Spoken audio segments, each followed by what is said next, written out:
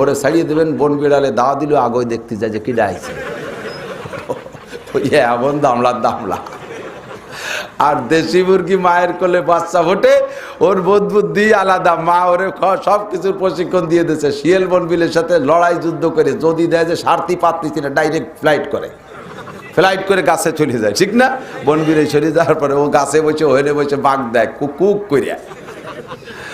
আল্লাহু আকবার। শিয়ালে এবার ডাইকা যা মুয়াজ্জিন চা বুবরেতে নামাজ আজান দিলেন, তার আসের নামাজ পড়ি। আল্লাহু আকবার। মোরগে তো উপরে বসে দেখতেছে যে শিয়ালে আবার দাওয়া দিচ্ছে, কিন্তু গোয়েল ঘরের বসে কুত্তু একটা শোয়া। মোরগে ওই জায়গাতে কয় ইমাম সাহেবরে ডাক দেন, ইমাম সাহেব শুয়ে রয়েছে একা একা জামাতে। ইমাম সাহেবকে কয় গোয়েল ঘরের ওই পাশে দেয়, উকি মারি দেয় যে কুত্তু একটা শোয়া, দে দামাইয়ে কয় জানকা নামাজ পড়বেন না, কয় অজু ছুটিয়ে গেছে। শুধুমাত্র স্লোগান আর মিটিং মিছিল আর ধর্মঘট করেছি, আর আমরা মানববন্ধন করেছি মাত্র বাংলাদেশে। আমাদের কাছে তেমন কোনো কামান নাই যে জায়গা থেকে মারিয়ে দেবো ইটালি আর ফ্রান্স শেষ হয়ে যাবে, আমরা এমন কিছু করতে পারি নাই। আর ওই দেশে সংখ্যালঘু সামান্য মুসলমান, তারাও কিছু করতে পারে নাই। শুধুমাত্র বুকের ব্যথা বুকের মধ্যে রাইকা আল্লাহর কাছে দোয়া করছি, মাতা নাসরুল্লাহ আল মুস্তাদআফিনা মিনার রিজালি ওয়াল বিলদান আল্লাযীনা ইয়াকুলুনা রাব্বানা আসরিফ আন্না রব্বানা আখরিজনা মিন হাযিহিল ক্বরিয়াতিজ যালিমি আহলুহা ওয়াজআল লানা মিন লাদুনকা ওয়ালিয়্যা ওয়াজআল লানা মিন লাদুনকা নাসীরা। আল্লাহু আকবার। শুধু প্রার্থনা করেছি, মুনাজাত করেছি, আল্লাহ আমেরিকা থেকে জাপান পর্যন্ত গোটা বিশ্বে মুসলমান নিষ্পেষিত হয়ে যাচ্ছে, মুসলমানকে মাইরা ছাপা করে দিচ্ছে। ও খুদা, আমরা তো শুধু বলি মাতা নাসরুল্লাহ, তোমার সাহায্য কবে আসবে? আমরা হাত তুলে মুনাজাত করি, আল্লাহ যদি সাহায্য না দাও তাহলে আখরিজনা মিন হাযিহিল ক্বরিয়াতিজ যালিমি আহলুহা, আল্লাহ এই জালেমদের দেশ থেকে আমাদেরকে একটু অন্য জায়গায় একটু জায়গা দাও, একটু নিরাপদ জায়গা দাও। ওয়াজআল লানা মিন লাদুনকা ওয়ালিয়্যান, আর আমাদের তোমার পক্ষ থেকে আমাদের জন্য একজন যোগ্য নেতা তৈরি কইরা দাও। একজন আল্লাহ বলে ইমানদার, ইমানি বলে বলিয়ান একজন নেতা তৈরি করে দাও। এই বলে মুসলমান কানতে তালে আছে। আল্লাহ পাক রব্বুল আলামিন বলেন, আলা ইন্না নাসরাল্লাহি করিব, অপেক্ষা কর বান্দা, তোর রবের সাহায্য অতি নিকটে। কইতে কইতে সাহায্য আসমান থেকে আসছে কি আসে না? কোন প্রযুক্তিতে ঠেকাইতে পারতেছে না। সাবধান, সতর্ক থাকো মুসলমান, আল্লাহ পাক ইমানি পরীক্ষা নিচ্ছে। এই জায়গা যদি কেউ মনে করেন যে করোনা ছোঁয়াছে, করোনা সংক্রমক, তার ইমান নষ্ট হয়ে যাবে, ইমান নষ্ট হয়ে যাবে। সারা দুনিয়ার সমস্ত বিজ্ঞানী আর ডাক্তাররা এক কথা বলে, আমার নবী আর এক কথা বলে। বিজ্ঞানী আর ডাক্তার আর নেতাদের কথা সত্য না নবীর কথা সত্য? জোর হলো না, কার কথা? নবীর কথা সত্য। কথা বলেন ঠিক। আমার নবী কয় লা আদওয়া লা আদওয়া লা আদওয়া ওয়ালা তিয়ারাতা ওয়ালা হামাতা বিল ইসলাম। আমার নবী বলেন সংক্রমক বলতে কিচ্ছুই না।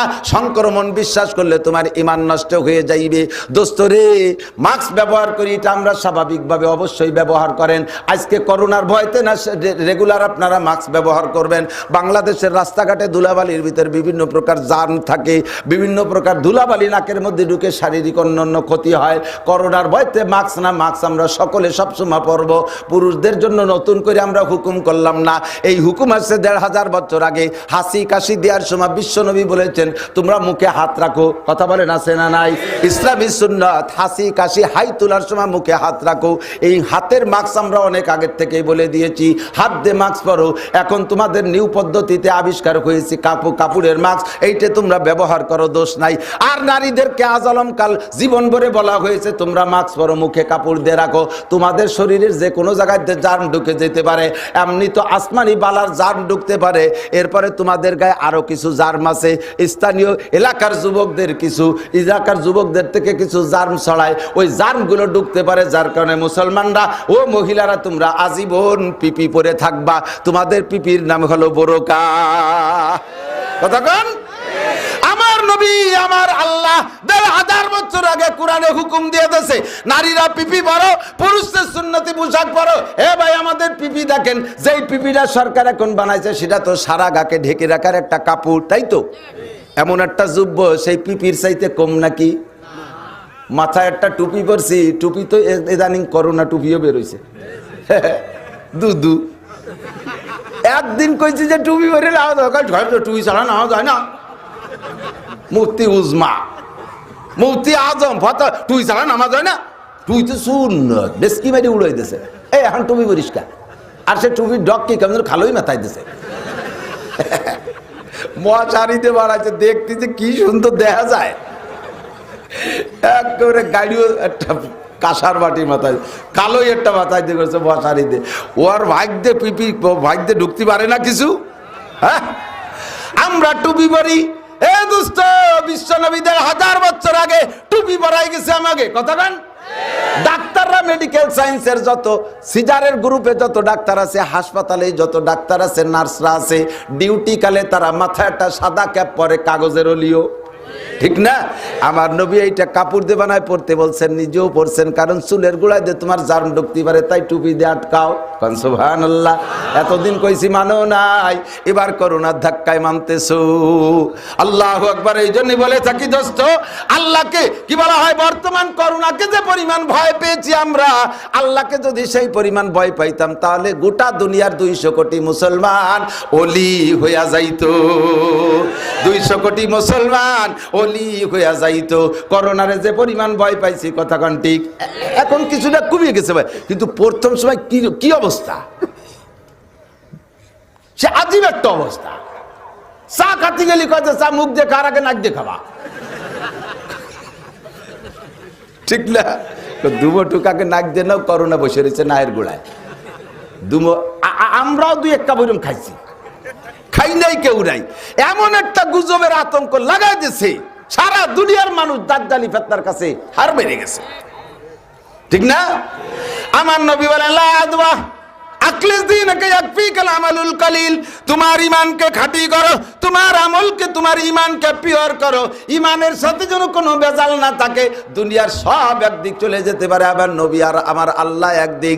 तमाम दुनिया हो मुखालिफ फिर न कोई नुकसान है, तमाम दुनिया हो मुखालिफ फिर न कोई नुकसान है, खूब नहीं कुछ गम नहीं जब रहमत रहमान है।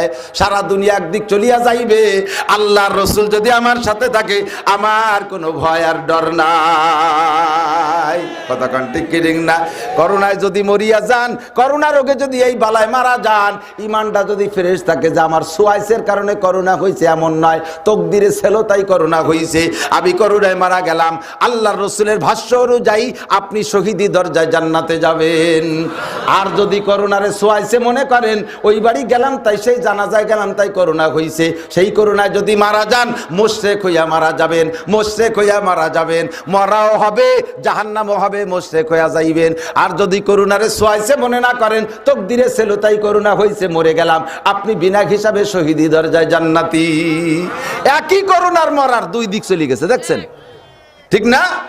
ঈমান ফ্রেশ করেন। ঈমানকে যদি আল্লাহ পাক, ঈমানকে যদি ফ্রেশ করতে পারেন, তাহলে ঈমানের প্রতিদান আল্লাহ পাক নগদে হাতে হাতে দান করে। ইব্রাহিম খলিলকে আল্লাহ কয়, ইন্নী জাইলুকা লিন-নাসি ইমামা, তুমি ঈমানি পরীক্ষায় পাস করেছো, তোমারে কিয়ামত পর্যন্ত আনেওয়ালা মানুষের ইমাম বানাই দিলাম। ইব্রাহিম আলাইহিস সালাম আবার কয়, উনি তো নবী, জাতির পিতা, বাপ হইলে যেমন হওয়া দরকার সেরকম একটা বাপ না উনি, কোন তরফদার বাপ নাকি, একেবারে গোটা জাতি নিয়ে বাপ। উনি কয়, আল্লাহ অমিন যুররিয়াতি, আল্লাহ খালি আমারে একারে ইমাম বানাবা, আমার সন্তানাদিদের মধ্যে থেকে কেউরে বানাইও, অমিন যুররিয়াতি। আল্লাহ পাক বললেন, ঠিক আছে, তোমার দোয়া কবুল করলাম, তবে লা ইয়ানালু আহদি যালিমিন, আমার এই অঙ্গীকার যে তোমার সন্তানদের মধ্যে থেকেও কেউ এরকম বড় বানাবো, এটা আমি কবুল করলাম, তবে এইটা সকলের জন্য না, জালেমদেরকে আমি ইমাম বানাবো না, জালেমদেরকে আমি এই পদমর্যাদা দেব না, জালেমদেরকে আমি এই কবুলিয়াতের খাতায় তাদের নাম লিখবো না। জালেমরা বাদ, যারা ইমানদার পরহেজগার আল্লাহওয়ালা আমি মুখী হয়ে থাকবে, এরকমকে বানাবো। 2.5 থেকে 3 লক্ষ নবী রাসূল ইব্রাহিম আলাইহিস সালামের সন্তানদের মধ্যে আল্লাহ তাআলা তৈরি করে দিয়েছে। আর সব নবীরা ইমাম, সব নবীরা কি ইমাম, সাইয়্যিদুল ইমাম, সাইয়্যিদুল আইম্মা, ইমামুল আম্বিয়া ওয়াল মুরসালিন, রাহমাতুল লিল আলামিন। আমাদের নবী মুহাম্মদুর রাসূলুল্লাহ সাল্লাল্লাহু আলাইহি ওয়াসাল্লাম ইব্রাহিম আলাইহিস সালামের সন্তান, কথা কোন ঠিক না?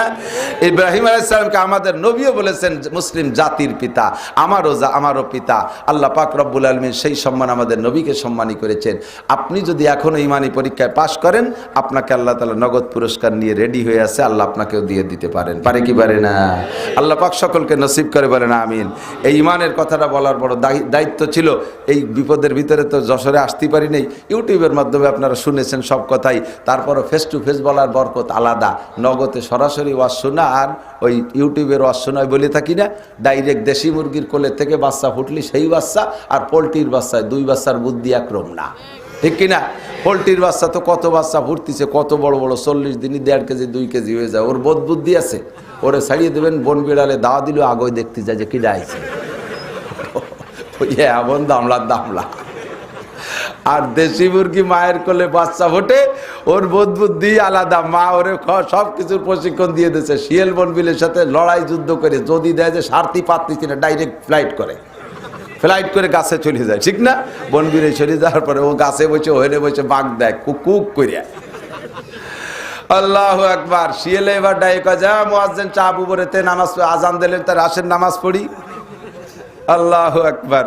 মোরগে তো উপরে বসে দেখতেছে যে শিয়ালে আমার দাওয়া দিয়েছে, কিন্তু গোয়েল ঘরের বসে কুত্তো একটা শোয়া। মোরগে ওই জায়গাতে কয় ইমাম সাহেবরে ডাক দেন, ইমাম সাহেব শুয়ে রয়েছে একা একা জামাতে। ইমাম সাহেবকে কয় গোয়েল ঘরের ওই পাশে দেয়, উকি মারি দেয় যে কুত্তো একটা শোয়া, দে দামাইয়ে কয় জানকা নামাজ পড়বেন না, কয় ওযু ছুটিয়ে গেছে।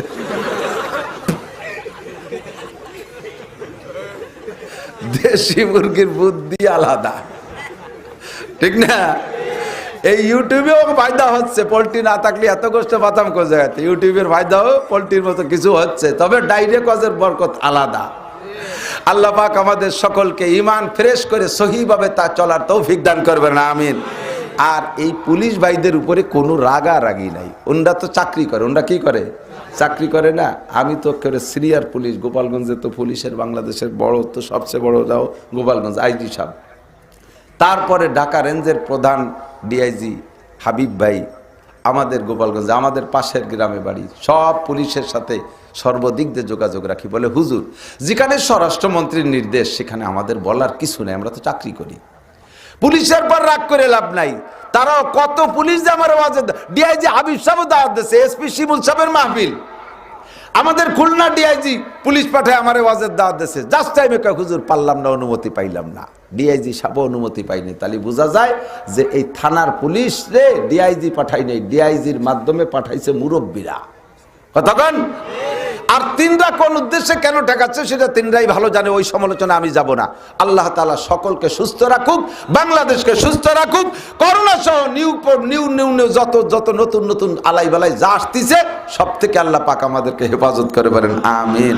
আমরা আমাদের জায়গায় থাকবো, তবে সকল প্রকার বালার মূল হলো একটা কারণ, যেটা আল্লাহ পাক নিজেই বলেন। কি বলে? জাহারাল ফাসাদু ফিল বাররি ওয়াল বাহরি বিমা কাসাবাত আইদিন নাস। আমার দিক যত প্রকার গজব সবগুলো তোমাদের হাতের কামাই, কর্মফল। এ কথাটা জীবন ভরে শুনে আসতেছেন না? 100% সত্য।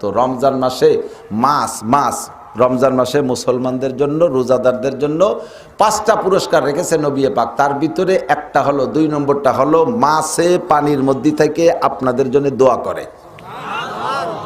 করেন না সুবহানাল্লাহ? মাছে দোয়া করে। তো মাছে কি মানুষের জন্য দোয়া করা উচিত না বদদোয়া করা উচিত? বোঝেন নাই? মানুষ মাছের দোস্ত না দুশ্মন?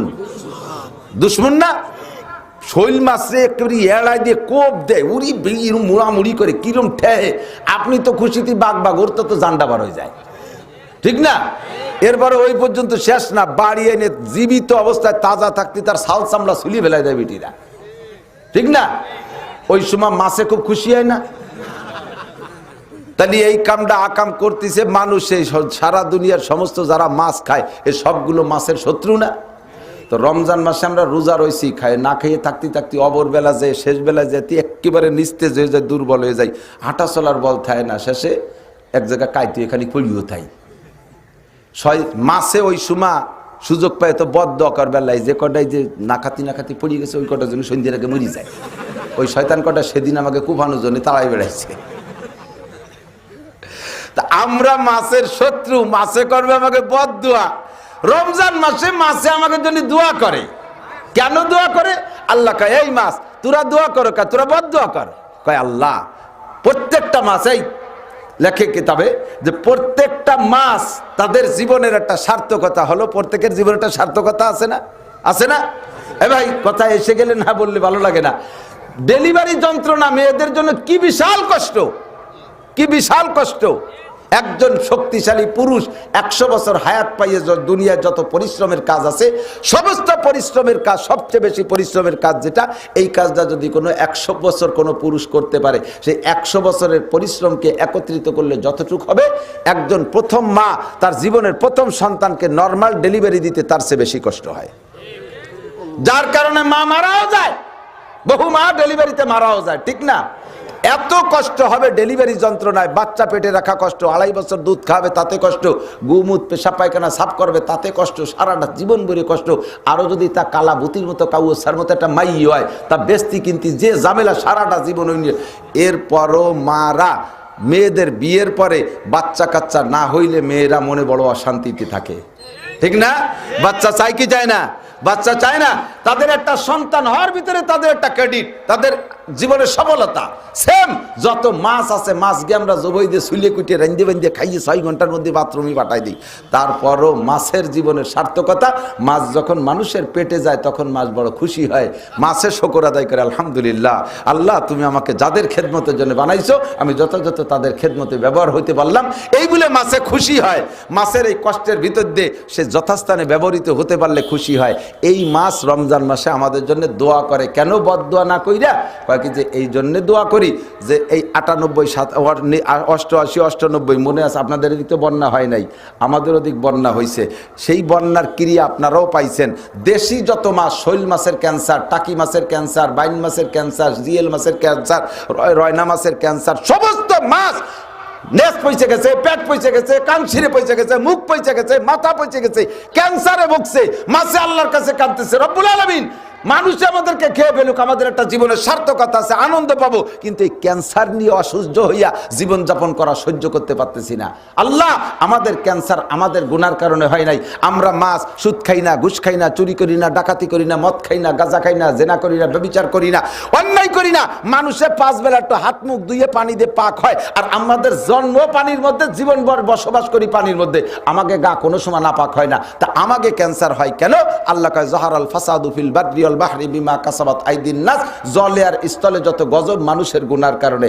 এই জন্য মাছে কয় আল্লাহ মানুষে খেয়ে ফেলুক, কিন্তু ক্যান্সার হয়ে বেঁচে থাকতে রাজি না। আর এই ক্যান্সার হয় মানুষের অন্যায়ের কারণে। পানির তলে গজব আসছে, আমাদের গায়ে ক্যান্সার হয়েছে মানুষের অন্যায়ের কারণে। কাজেই আল্লাহ তোমার পায়ে ধরি, আল্লাহ এই সন্ধ্যের সময় সারাটা দিন ওরা রোজা থাকি না খেয়ে রয়েছে, ইফতার সামনে করে নিয়ে বসছে, আমরা তোমার কুদরতি কদমে পড়ি, মানুষকে মাফ করে দাও, ওদের গুনাহ মাফ হলে পানির তলে গজব হবে না, আমাদের ক্যান্সার হবে না। জোরে কোন সুবহানাল্লাহ। যাহারাল ফাসাদু ফিল বাররি ওয়াল বাহরি বিমা কাসাবাত আইদিন নাস, পানির ভিতরে মাছে পর্যন্ত তোমাদের জন্য দোয়া করে। পক্ষান্তরে যাদের অন্যায়ের কারণে মাছ ক্যান্সারে ভোগে, মাছ বিভিন্ন রোগে আক্রান্ত হইয়া তারা মারা যায়, এই মাছগুলো মানুষের জন্য বদদোয়া করে। আল্লাহ এই মানুষের অন্যায়ের কারণে সেই খেসারত আমাদের দেওয়া লাগতেছে। রব্বুল আলামিন এই মানুষগুলোর বিচার চাই, তারাও বিচার চায়, সেই বিচারে আল্লাহ পাক রব্বুল আলামিন গজব আর বালা মুসিবত দেয়। সরকারকে আমি বলবো, আমরা বলবো সরকারের বিপক্ষে নয়, সরকারকে স্থায়ী করার জন্য যত কৌশল আছে তারা নিজেরা দিশে না পাইলেও আমরা উলামায়ে কেরাম কথা বলতে পারি, আমরা সেই পদ্ধতিতে পরামর্শ দেই। কোনো পয়সা করি খরচ করা লাগবে না, দ্বিতীয়বার নির্বাচিত হইতে কোনো আন্দোলন করা লাগবে না, কোনো অন্যায় পথ অবলম্বন করা লাগবে না, কোনো দুর্নীতি করা লাগবে না। একেবারে শান্তশিষ্টভাবে ঠান্ডা মাথায় দেশকে শান্তির ভিতরে আনতে পারবেন। আসমানি জমিনে হাওয়াই হুকুমতি সকল প্রকার গজব আযাব থেকে দেশকে হেফাজত করতে পারবেন। চারদিক দিয়ে আপনার উপরে, দেশের উপরে রহমত আসবে। আর সারা বাংলাদেশের 18 কোটি হিন্দু, মুসলমান, বুদ্ধ, খ্রিস্টান সব দল মিলে আপনাদেরকে সমর্থন করবে। মাত্র মাত্র মাত্র মাত্র আমরা কোরআন সুন্নাত থেকে আপনাদের কাছে 3টে দাবি করি। সারা বাংলাদেশ ভরে করে আসছি, কয়েক বছর যাব করতে তালে আছি, আজও সেই দাবি করি। এই যশোর বেল্টে বিএনপি বহুত আছে, জামাত ইসলাম আছে, শিবির আছে, সব দলের মানুষ আছে, সরমুনায় আছে, তবলিগ আছে, আটরশি আছে, চন্দ্রপাড়া আছে, মানিকগঞ্জ আছে, সুরেশ্বর, বজেশ্বর, ইনায়তপুর, বাহাদুরপুর, শরীয়তপুর, মাদারীপুর, যত পুর আছে আর যত দল আছে সব দলের মানুষের জায়গা আছে। কথা বলেন ঠিক কি ঠিক না? সব দল মিলে আমি আপনার জন্য ভোট পাঠিয়ে দিচ্ছি, সরকারের জন্য সমর্থন পাঠিয়ে দিচ্ছি। আমাদের মাত্র 3টে দাবি। আমি মুক্তিযোদ্ধার সন্তান হিসেবে সরকারের কাছে আমার দাবি করার অধিকার আছে, আমার অধিকার আছে। আপনাদের এই যশোরে ক্যান্টনমেন্ট এলাকায়, ওই পাশে নিউ মার্কেট এলাকায় ছিলেন হাজী আব্দুস সুবহান মিয়া, আমার মামা ক্যাপ্টেন ছিলেন, গোপালগঞ্জের কমান্ডার ছিলেন। যেই ধর্মমন্ত্রী মারা গেলেন, ধর্মমন্ত্রী ছিলেন, মন্ত্রী ছিলেন সৈনিক, আর আমার মামা ছিলেন কমান্ডার। আমি সেই ফ্যামিলির লোক। আমার মামা আমার বাড়ি বৈশা যুদ্ধ পরিচালনা করছে। পাকিস্তানিরা এসে আমার বাড়ির ভিটে পর্যন্ত পোড়ায় দিয়েছে। আমি মুক্তিযোদ্ধাদের সন্তান, সেই হিসেবে আমি জাতীয় সরকারের কাছে, বাংলাদেশ সরকারের কাছে আমি এদেশের স্বাধীন নাগরিক হিসেবে কোরআন সুন্নাহ অনুযায়ী 3টে দাবি করব। এই 3টে দাবি যদি অন্যায় মনে করেন তাহলে দাবি পালনের দাবি, পূরণের দাবি করি না। আর যদি আমি কোরআন সুন্নাহ অনুযায়ী আপনাদের পক্ষের দাবি করি তাহলে সকলে হাত উঁচিয়ে সমর্থন দেবেন। জাতীয় সংসদ থেকে আমরা কিছু চাই না, ধান চাই না, চাউল চাই না, আমরা কিছু চাই না, আমরা যেমন পাই না তেমন চাইও না কিছু। মাত্র 3টে দাবি। 1 নম্বরে, দেশে যদি শান্তি পাইতে চান সংসদ থেকে নামাজের বিল পাশ করতে হবে। নারায়ে তাকবীর। আমি বলবো নামাজের বিল, আপনি বলবেন সংসদে পাশ হোক, হাত উঁচিয়ে।